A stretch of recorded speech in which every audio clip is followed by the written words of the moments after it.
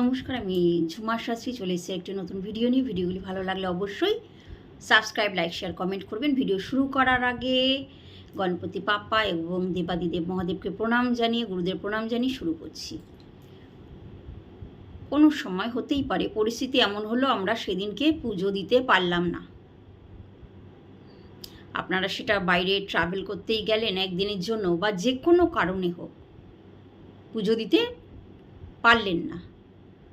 তো যদি আপনারা তিনটে জিনিস দেখতে পান, কি কি? তুলসী গাছ, অশ্বত্থ গাছ কিংবা গোমাতা, তিনটের যে কোনো একটি দেখতে পেলে, এদেরকেও কিন্তু দেবতা মানা হয়, একবার প্রদক্ষিণ করে নিন। তাহলে কি হবে? আপনাদের যে নিত্য পুজোর ফল আপনারা পেয়ে যাবেন, অর্থাৎ নিত্য পুজোর ফলও প্রাপ্ত হবে এবং পুজো যে করতে পারলেন না তারও কিন্তু দোষ লাগবে না।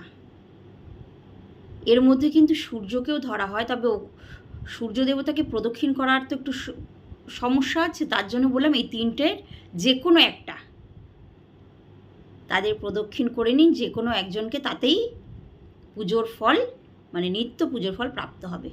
নমস্কার।